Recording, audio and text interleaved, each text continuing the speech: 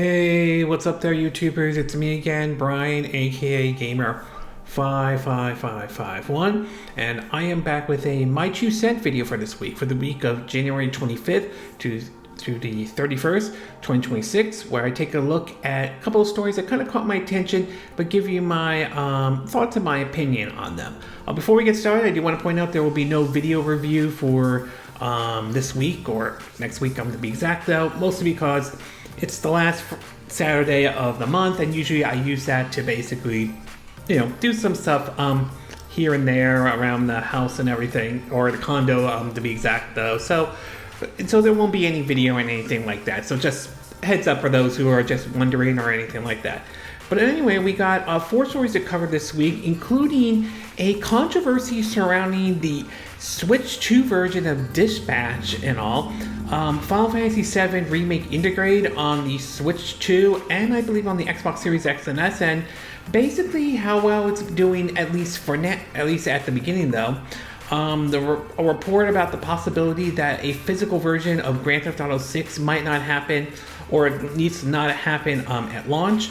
And a report coming out by some analysts that believe that Sony will most likely delay the PS6 and all. If you're interested in where I got the source of these information, links will be in the description of this video, assuming you watch this either on YouTube or Patreon. And of course, the timestamps will also be in the description of this video if there are certain parts of this video you wish to skip to and all.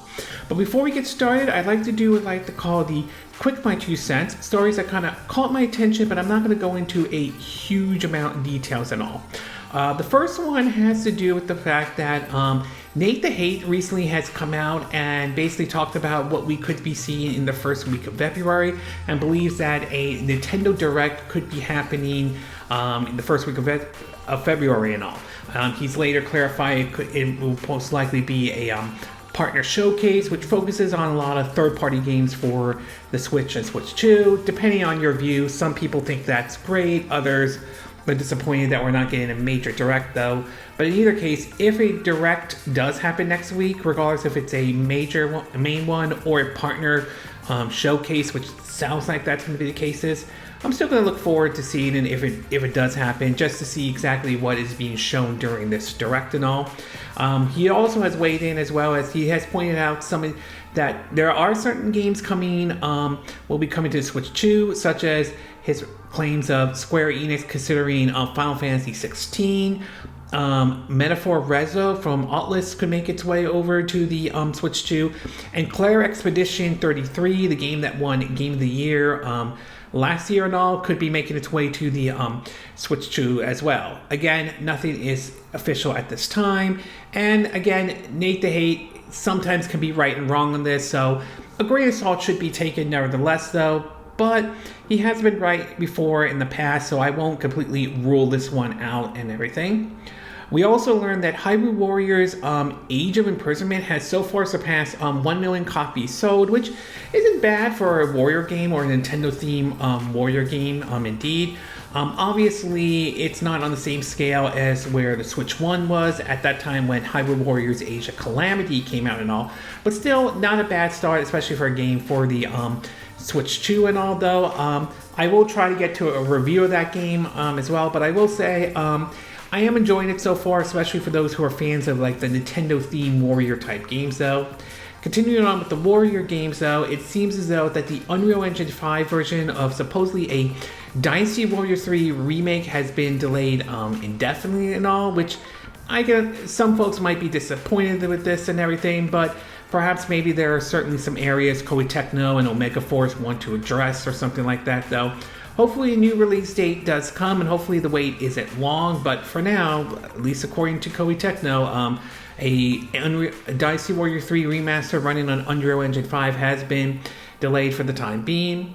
We also learned that Ubisoft hasn't killed off Beyond Good and Evil 2, which is a game that's been in development for a long time in Ubisoft, long on the same scale as what Skull and Bones was, and we all saw how that turned out though.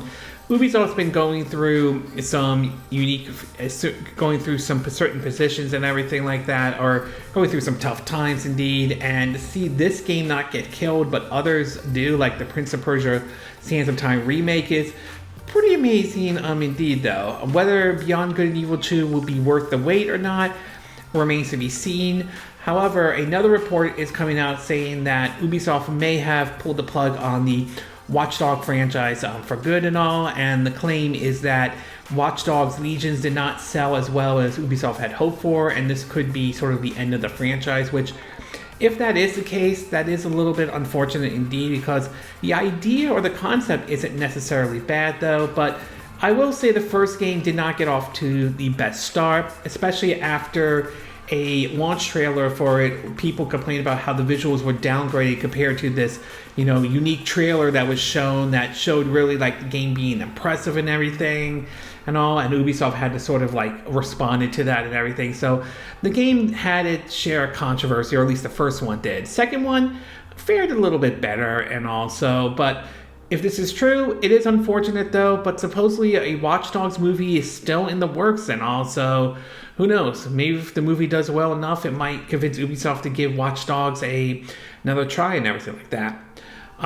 We also learned that supposedly Starfield, or at least Starfield 2.0, has been mentioned multiple times, and supposedly there's a wait for a PS5 announcement. Now, given Microsoft's strategy, there's been some claims that Starfield could be making its way over to not only the PS5, but the Switch 2 as well. Whether that does happen or not remains to be seen, but given Microsoft's directions it may going, I would say odds are it probably will make its way over. As far as what this 2.0 or 2.0 thing is, some are saying that it could be like sort of like a No Man's Sky situation. That could be like Starfield could be overhauled or anything like that. I mean, I don't hate Starfield and all. I do think it is one of Bethesda's better games that they've put out, or at least the ones that they have made. I'm not saying it's perfect by any chance though. It is a Bethesda RPG nevertheless, and those can be sort of like either you love those type of games or you hate those type of games. So it really comes down to your view on that in general and all. But it will be very interesting to see if Starfield does make its way over to other systems and all. We also learned that Far Cry recently got basically sort of an update. I think some of the franchises have, like I think Far Cry 3 right now, maybe, or other upgrades could be followed up with more 60 frames per second patches from Ubisoft, which would be kind of interesting indeed to see some of the other Far Cry games get a boost and everything like that.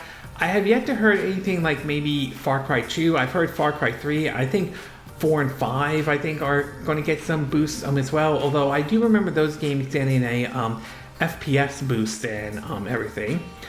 We also learned that supposedly, in terms of in the US though, for the Xbox Series S and X, digital only sales have been basically is at 66%. So it looks as though Microsoft is sort of pushing more for that digital sales rather than sort of the physical side that we see, especially whether it's with like from Nintendo or even Sony for that matter, although they've been kind of creeping a little bit towards digital to a certain degree, but not to the scale so far as what we've seen with Microsoft and all. We also learned that a rumor came out in regards to the possibility that we could have seen 2 new games make its way onto the NSO online in terms of the GameCube though. It was supposedly at one point though that Walmart leaked it, and it was supposedly Pikmin and Pikmin 2 and Metroid Prime 2 Echoes.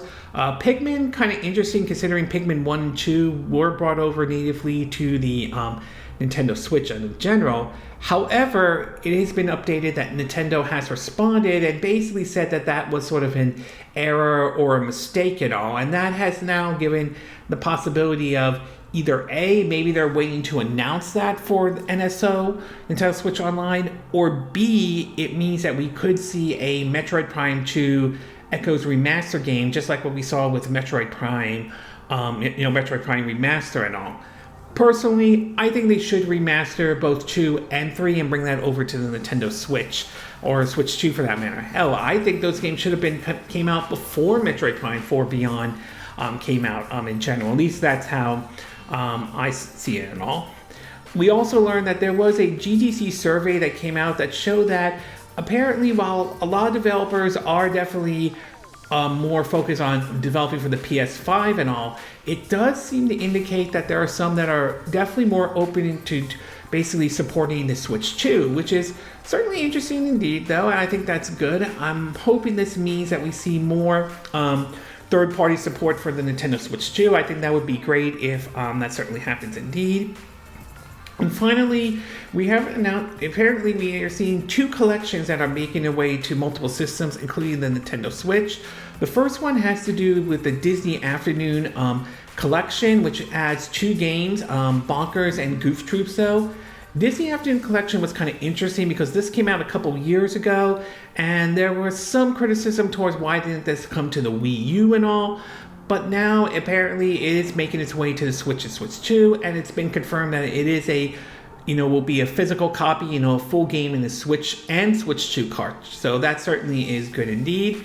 And the other one is from Limited Run Games. It's going to be a collection of the Ren and Stimpy video games back during like the NES and Super NES era. I kind of remember renting some of those at, either at Blockbuster or when the supermarket had those like video game rentals and all.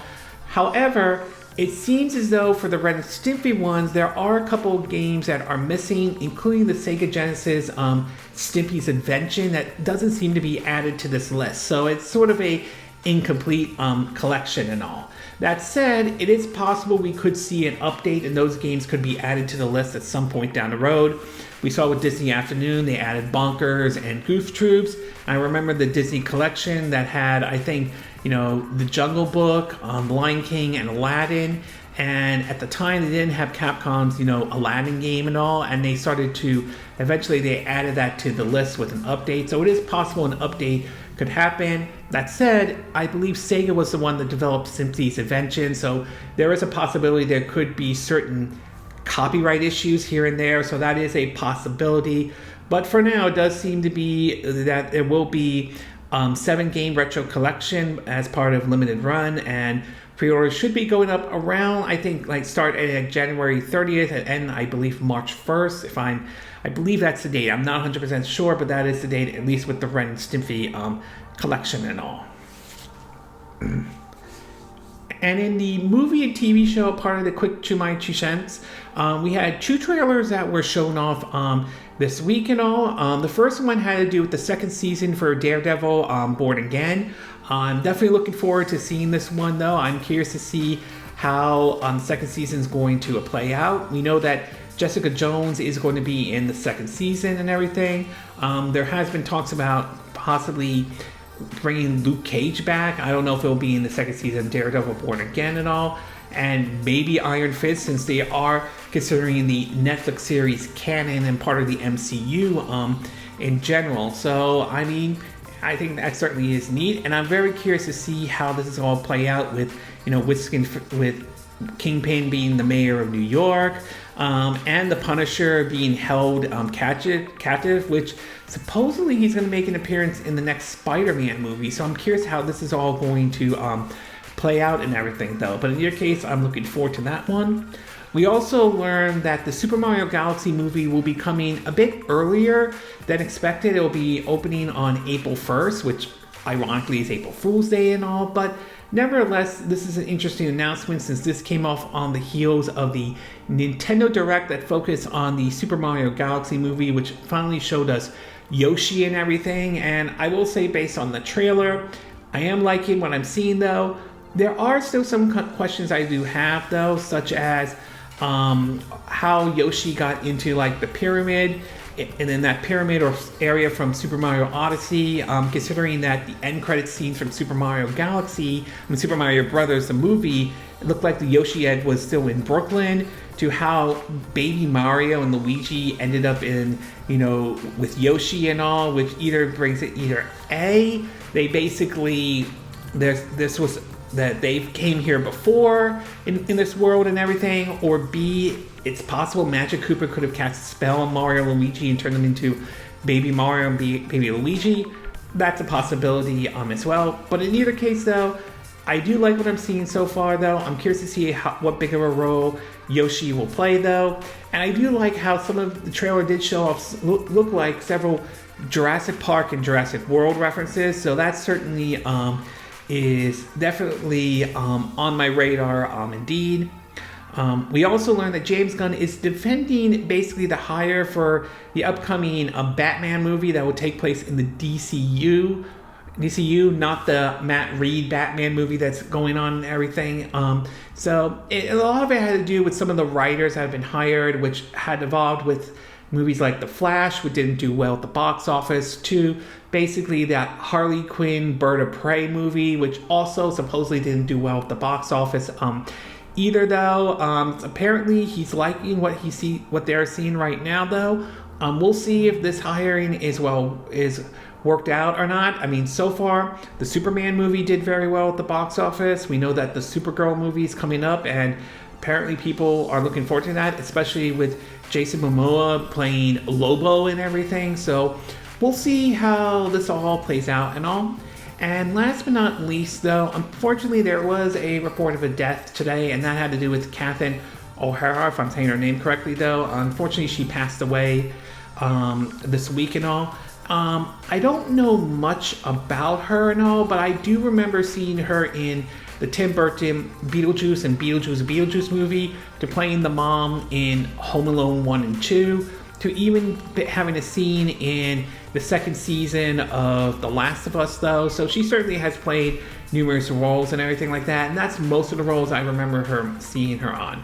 But in either case, unfortunately, she did pass away and all, and my heart goes out to her friends, her families, and those who may have been fans of her work and all. Okay, with the Quick My 2 Cent part now done, along with the movie and TV show part of the Quick My 2 Cent, we'll get started with our first story, and this one has to do with the PS6 and when we might see that system and everything. Now, usually around this time, usually during a console's life cycle, we usually hear about, that after that console's released, they start working on the next console, and we start to wait to see exactly when that next console will come out, though. It's usually around like 4 years or so forth and all. But this generation has been sort of interesting or a bit different, though. One example is the Switch 1. When that came out, came out in 2017. We didn't get a successor to it, the Switch 2, until like 2025. So that was a long wait indeed. And most people thought that we would be hearing something about a PS6 and everything. But this generation has been sort of interesting, let's just say the least, though, as we have seen this generation go on a bit longer than I think a lot of folks seem to have indicated, and at least according to what this analyst is saying, it is looking like we may wait a little bit long. We may have to wait longer for the possibility of when Sony eventually starts talking or announcing, the PS6 or the PlayStation 6 and all. In an article from Video Game Chronicles, it reads that, quote, David Gibson, senior analyst at MST Financial, posted a report on his insight on the Sony Group's performance and likely futures decision via its members company Sandstone Insight Japan. It usually talks about, their fiscal quarters and everything like that. But in regards to the PS6, this is what he had to say in all. Quote, critically, Gibson also states that he believes the PS5 successor, aka PS6, isn't likely to release anytime soon, and that the previous forecast on its release window may not be accurate. Sony expects the PS5 lifecycle to be extended, and the PS6 release is likely to be delayed longer than many expected, he claimed. Sony has yet to give indication when players can expect the PS6 to be released, but it's already discussing it publicly in vague terms and all. And he also points out how Mark Henry sat down and spoke to AMD in terms of discussing what we could expect in their next system and everything like that. And he points out it's still the very early days of technology. The only exists in simulations right now, but results are quite promising. I'm really excited to bring them to the future in a few years' time. Now, a lot of people, at least according to who you were asking, a lot of folks were kind of happy to hear this news because a lot of folks felt like the PS5 has not hit its stride or anything like that. That it got off to really a bad start in 2020, mostly due because of the COVID, and that also had like a shipping issue and all. And then of course there was the Xbox One, there was like the PS4 along with the Xbox One in a way, kind of holding back, the PS5 and the Xbox Series X and S in general and all. And in a way, I kind of agree with that though. I feel like, look, I like the PS5, but I do feel like the system really hasn't taken off on the same scale as what the PS4 was in general though. And I feel like developers really haven't utilized it, as ranging from maybe not utilizing it much to we haven't really seen a lot of Sony's first party outing in a way compared to what we may have saw in like past generations in general though. And I think and I do kind of agree that really COVID kind of got the system off to sort of a rough start to begin with, which also impacted the whole shipping situation indeed. So yeah, I see why a lot of folks would be wanting to wait for a PS6. I mean, don't get me wrong, I think a PS6 will eventually happen. I don't disagree with that though, but I wouldn't be surprised if for this generation we wait a bit longer for that one.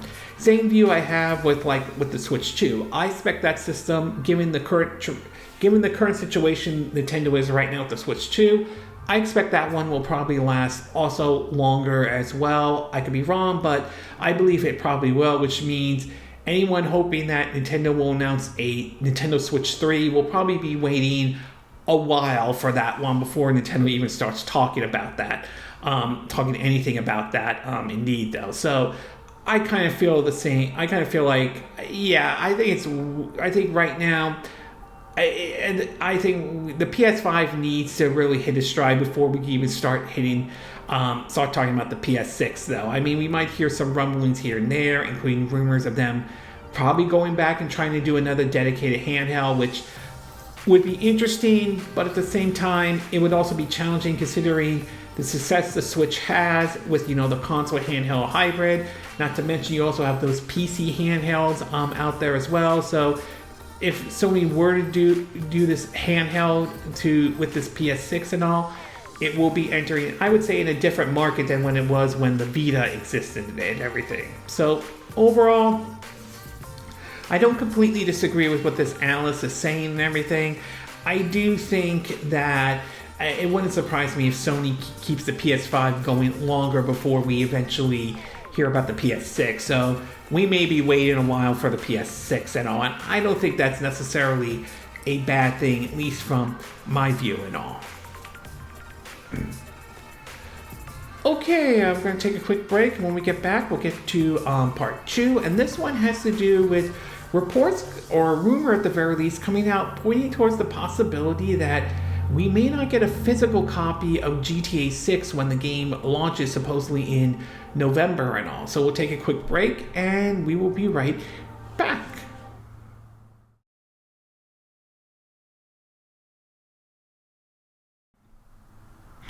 Okay, and we are back with part 2 of my 2 cent video, and for this one, we're going to be taking a look at an interesting rumor going around and regarding the physical version of the upcoming GTA 6 or Grand Theft Auto 6 and all. Now, barring any last minute delay or anything else, there are rumors that GTA 6 could even be pushed into next year or something.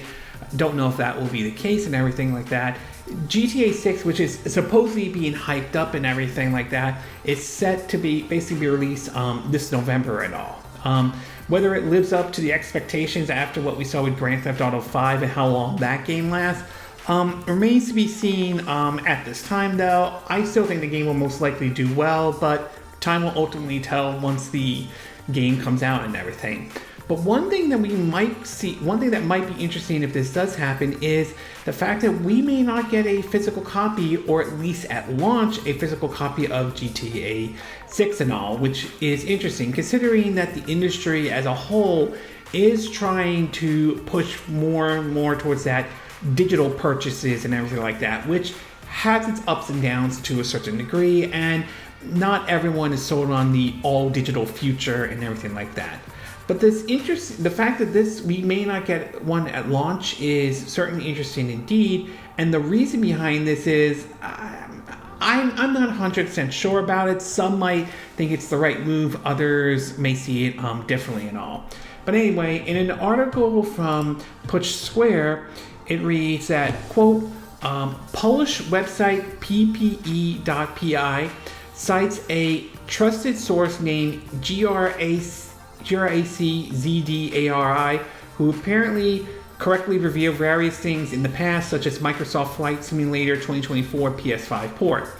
According to this source, though, whose handles physical video game sales in Europe, Take-Two currently doesn't have plans to launch a physical version of GTA 6, at least not day one alongside the digital edition.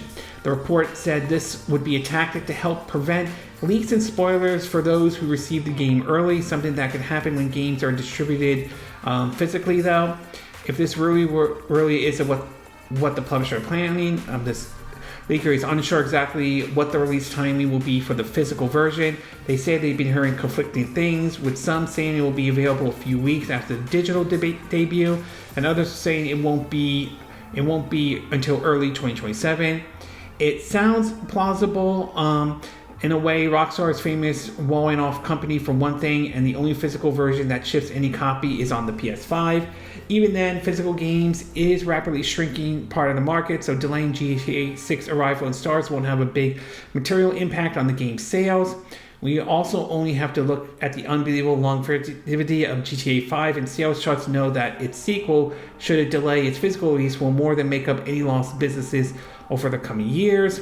All that being said, this is not confirmation information and based on just one source, albeit a purposely reliable one. Yeah, obviously, and as the recording of this video, Rockstar has not said anything though, but that would be interesting indeed if they delay a physical version, indeed though. Although I do wonder, assuming if this story is true, is this only for like Europe only might see delay, or is this like around the world or anything like that? So it certainly would be interesting if that's the case. And I do wonder what impact this will have, especially for those who might be, let's just say, maybe going over to GameStop to pre-order GTA 6 or something like that. What kind of impact will that have for those retailers and all? And it might hold some folks back from maybe pre-ordering the game or buying the game outright because they want that physical version and all. On the other hand, it is worth pointing out, though, I've seen how with GTA 5, we've seen how there was like 2 discs just to boot up the game and all, one to load one part and then you had to load the other one. Same thing happened with Red Dead Redemption 2. Indeed, so I do kind of question even if the physical version, in terms of it's not, well, let's just say not the true physical version, the whole game on the disc and everything like that and all. And I'm not sure. Maybe Rockstar is onto something in terms of they don't want leaks to come out, but I feel like even if they do this though, somebody's going to find a way to leak GTA 6 out there one way or another though. I mean, obviously I wouldn't be shocked if Rockstar took actions to those who leaked it though, but they would find a way to leak out GTA 6 definitely though. But I do kind of admit that this does add to the whole all digital future, something that not everybody seems to be on board on. So it will be interesting to see if this turns out to be true or what Rockstar has to say. So overall, I would be a little disappointed if a physical version of Grand Theft Auto 6 wasn't available at launch though, but I wouldn't rule it out entirely either and all. Okay, we're going to take a quick break, and when we get back, we'll get to part 3. And this one has to do with Final Fantasy VII Remake Intergrade has been released for the Switch 2 and Xbox Series X and S, and at least if these reports are correct, it sounds like the game is doing very well on those systems and all. So we'll take a quick break, and we will be right back.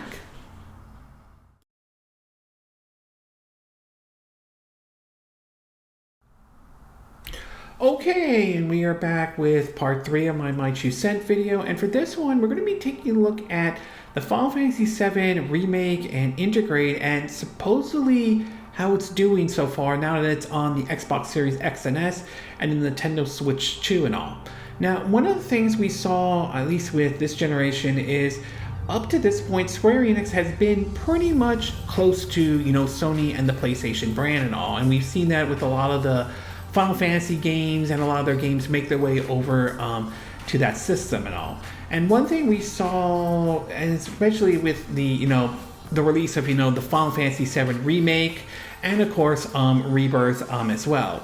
But around the time Rebirth came out, though, it seemed as though Square Enix started to change its policy a little bit. There were some reports that Final Fantasy VII Rebirth did not sell as well as Square Enix has hoped for, although that's open for debate, as some people think that's not true and everything like that. But in either case, it does sound like basically that after that game came out, that Square Enix started to pivot away from just putting their games only onto the PlayStation brand and started to more and more put their games onto other systems as well. They have so in the past, but not to the degree as they've been more focused on putting a lot of their games onto the PlayStation systems and all. And one of the games to start making its way over there, or like one of the big games, let's just say, was the Final Fantasy VII Remake Integrate, and that made its way to both the Xbox Series X and S and the Nintendo Switch 2, which was one of the games that was shown off during the Nintendo Switch 2 Direct last April and all.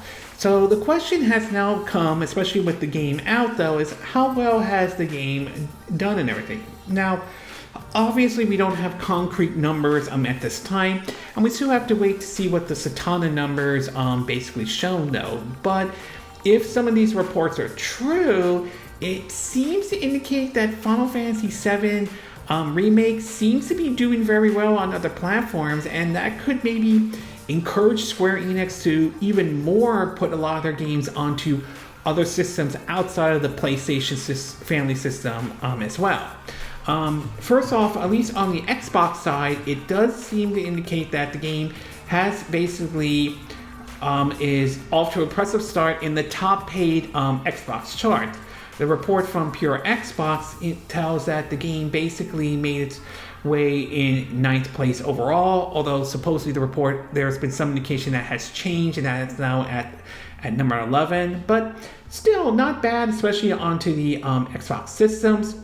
Over onto the Switch 2, it seems that, at least according to the UK charts, it entered in at number 2 this week and everything. So it's certainly off to a good start, at least on the Switch 2 at number 2. Whether they can maintain that or not remains to be seen. We'll see how it is for next week and all. But as far as the US goes, according to this article from notebook.check, it reads that at least, or is reading that saying, quote, early signs suggest that Final Fantasy VII Remake Switch 2 port may top sales chart. The physical game keycard release is becoming an increasingly rare sight at storefronts. Buyers are eager to relieve the popular RPG on Nintendo's handheld with few performance compromises. Before official numbers surface, Final Fantasy VII Remake Integrate may have exceeded expectation for Switch 2 sales. YouTuber Aria noticed how several US stores no longer have the physical version available, despite criticism of the game keycard format. Its price and performance are drawing praises though. Requiring a 90 gigabyte download, the Square Enix game is monopolizing the Switch 2 Eternal Drive. Regardless, gamers are finding that the wait time and storage commitment are worth it. As Ariel highlighted on social media, Best Buy, GameStop, and Target are among the retailers showing no stock, although I did go over to a GameStop and supposedly someone was able to get a copy or something like that though.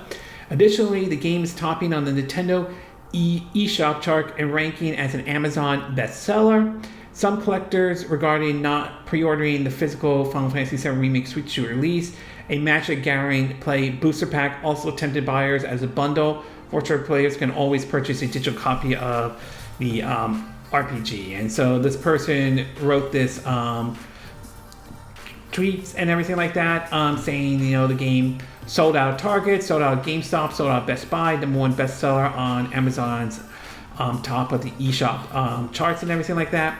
They also continue with saying fans were relieved to learn that the first part of Final Fantasy Remake Trilogy would be reasonably priced. Nintendo has faced criticism for costly first party upgrades and remakes like Super Mario Galaxy 1 plus 2. Gamers who already own the title on PS5 or PC can add the mobile option for $40 and all. So obviously we still have to wait to see what basically, like I said before, the Sutana numbers are going to be and everything like that. But if what we're hearing is true, and this is correct though, this may be off to a very good start indeed, especially for the Switch 2 version of Final Fantasy VII Remake. It also could, in my view, kind of reinforce the argument that maybe, just maybe, the game keycard controversy that's been kind of surrounding the Switch 2 to a certain degree may not be as big of a deal as some folks on the internet are making it sound like it is. Now, granted, I do think that I still prefer the game to be the full game into the physical cartridges and everything like that. I think that argument is true. It still holds up, especially when you see what CD Projekt Red did with Cyberpunk 2077, how they were able to get that game in the full 64 gigabyte Switch 2 cartridges and all. That being said, since the highest Switch 2 cartridge is 64 gigabytes and Final Fantasy VII Remake is at a whopping 90 gigabytes, I kind of can understand in this situation Square Enix going with the game key card in general and all. Yeah, I understand it is a controversial sort of thing for Switch 2 owners. I understand not everyone is a fan of game key cards. I am not in particular, but I'm not outright against it either and all. So if this report is true and the game is selling very well, then it sounds like that consumers are willing to buy it despite it being a game key card in general and all, which again, it's still controversial, but still encouraging that this game is doing very well on the Switch 2, at least according to what this person is saying. So overall, it sounds like Final Fantasy VII Remake is off to a good start on the Switch 2 and all. Yes, we still have to see what the Sutana numbers are going to say and everything, and it'll be very interesting to see where it places, especially if it places in like the top 10 games for the Nintendo Switch for that month and all. But if what this YouTuber is saying is true, it sounds like it's off to a very good start indeed and all. Okay, we're going to take a quick break, and when we get back, we'll get to our fourth and final part, and this one has to do with basically controversy surrounding the game Dispatch and it coming to the Switch 2 edition, as there does seem to be some issue regarding censorship and all, to the point that not only did the developers have to respond, but basically even Nintendo had to respond to this sort of controversy and all. So we'll take a quick break and we will be right back.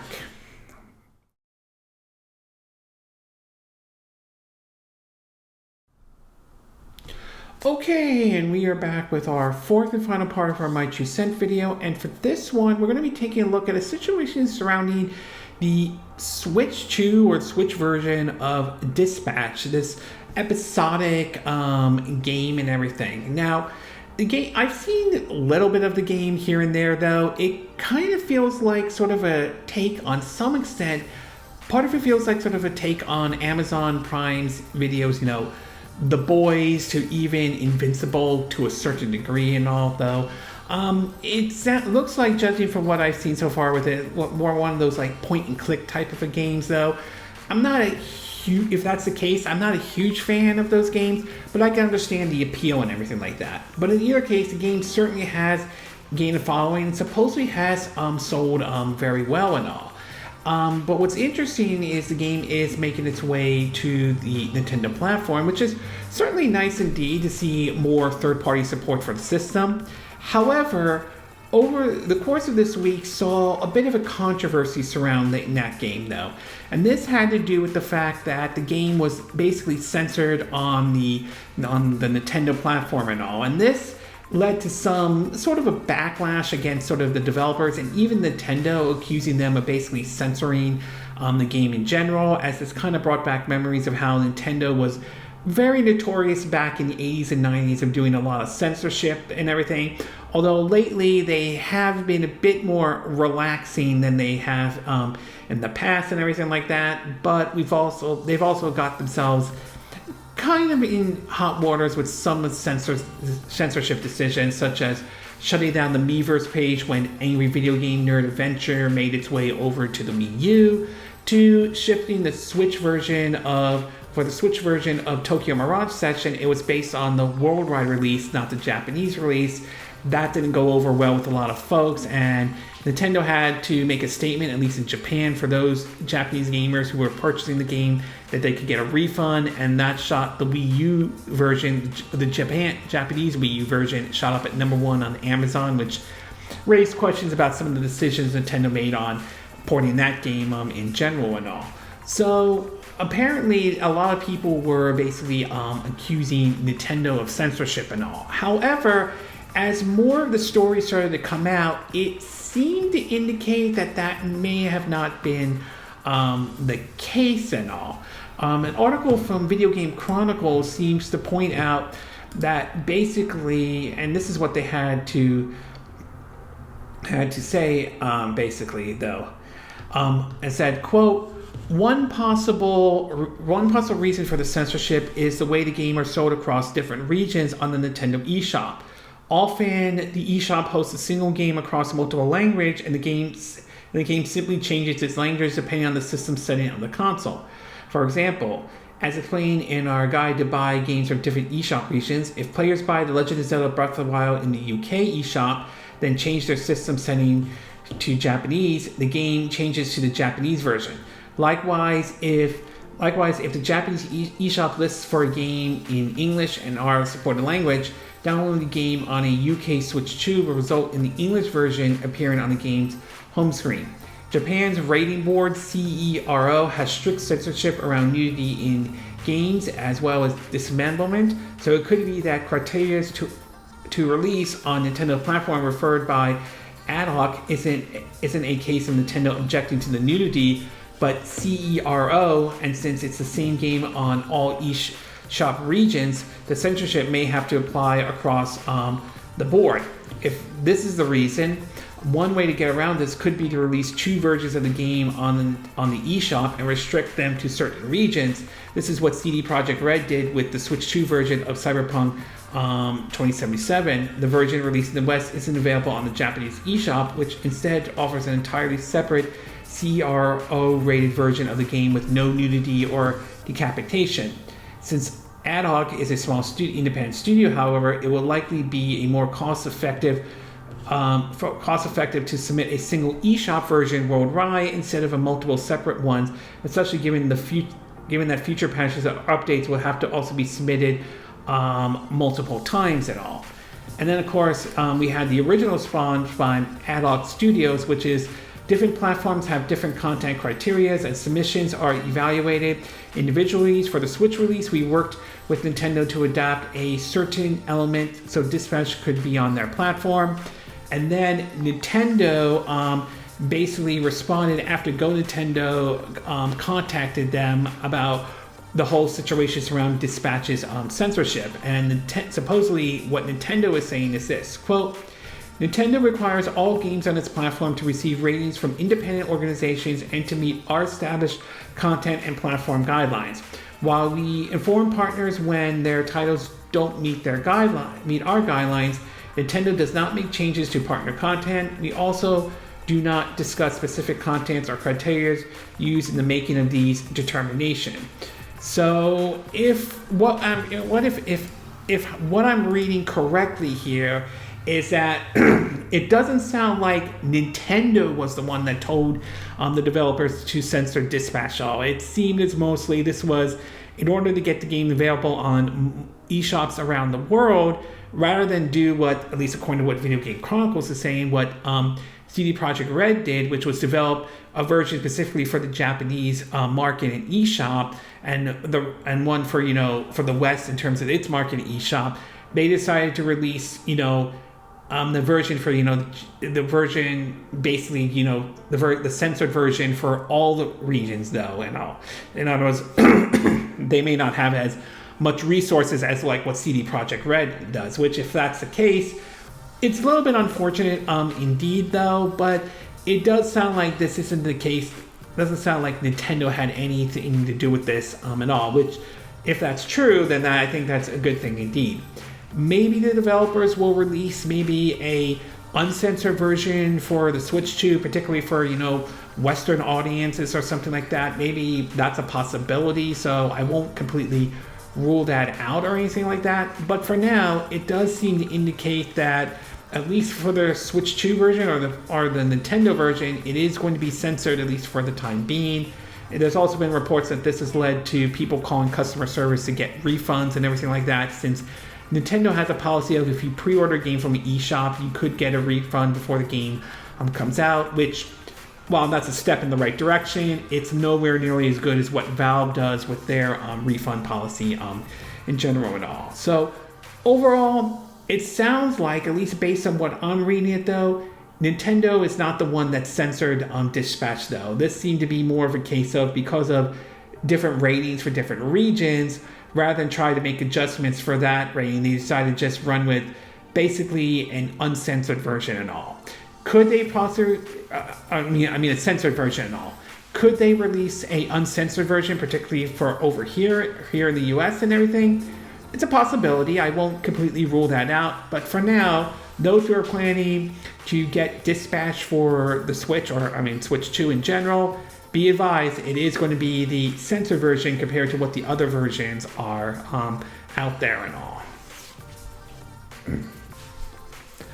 Okay, this concludes this My 2 Cent video for this week. And again, these are my opinion. What are yours? What are your thoughts about this analyst saying that we could see a delay of the PS6 and the PS5 could last longer? Do you agree with that assumption though? Do you think the PS6 should be delayed and give the PS5 the time it needs to hit its stride? Or do you think they should be releasing the PS6 sooner rather than later and all? What are your thoughts about this rumor about the possibility we may not see a physical release of GTA6 at launch? Do you think this rumor is true? And if so, do you think this is the right move for Rockstar to take in terms of they don't want game to leak out or everything like that? Or do you feel that some folks out there may, even if Rockstar did this, some folks will find a way to leak GTA6 on the internet or release some spoilers in general? What are your thoughts about this report about supposedly Final Fantasy VII Remake, at least on the Switch 2, seem to be doing very well or being sold out in these places? Do you think this report is accurate at all? Do you think the game is doing very well? And were you able to pick up, were you planning to get the Switch 2 version, and were you able to pick up Final Fantasy VII Remake and Integrate? And did it being a game key card in any way bother you by any chance or prevent you from buying the Switch 2 version in general? And what are your thoughts about this whole controversy surrounding the censored version of Dispatch on Nintendo's platform though? Do you still think Nintendo is at fault at this? Or do you think that it has to do with the fact that because different regions have different guidelines in terms of how they want certain games released over, do you think that may have been one of the reasons why Dispatch was probably censored on Nintendo's platform? And do you believe that we might get an uncensored version at some point down the road on Nintendo's platform at all? Do you agree with what I said in this video? Do you disagree? Do you have a difference of opinion? As always, sound off on the comment section below. Let me know what you think. And if you do like this video, I hope you hit the like button. I would appreciate it. And I hope you do subscribe to my YouTube channel. If you do, make sure you hit the bell icon for notifications of any new videos I put up. Also, feel free to share this video if you want to, and feel free to donate to my channel if you like. You could do it through PayPal Me, Patreon, or Steam Labs. Links will be in the description of this video, so you can watch this either on YouTube or Patreon. And I will see you again next time when I do another video. Hopefully that'll be soon. Until then, from Southern California, I wish you all a good day then. Bye!